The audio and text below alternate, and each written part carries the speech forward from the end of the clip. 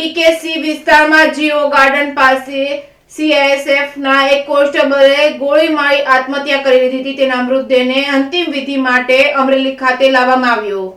મુંબઈના બીકેસી વિસ્તારમાં જીઓ ગાર્ડન પાસે સીઆઈએસએફના એક કોન્સ્ટેબલ ગોળી મારી આત્મહત્યા કરી લીધી હતી। સૂત્રોએ જણાવ્યું હતું કે કોન્સ્ટેબલનું નામ મુકેશ ખેતરિયા છે। ગુજરાતના અમરેલી જિલ્લાના રહેવાસી છે। મુકેશ પોતાની પાસે રહેલ AK-47 રાઇફલ વડે ગોળી મારી હતી। આ ઘટના 16 ડિસેમ્બરના રોજ બની હતી। સૂત્રોએ જણાવ્યું હતું કે મુકેશની ડ્યુટી જીઓ ગાર્ડનના ગેટ નંબર 5 પર હતી। ત્યારબાદ પોલીસ અને ફોરેન્સિક ટીમ ઘટનાસ્થળે પહોંચી હતી અને પુરાવા એકત્ર કર્યા હતા। પોલીસ તરત જ મુકેશને સાયન હોસ્પિટલમાં લઈ ગયા હતા, પરંતુ ત્યાં પહોંચતા જ ડોક્ટરે તેને મૃત જાહેર કર્યો હતો।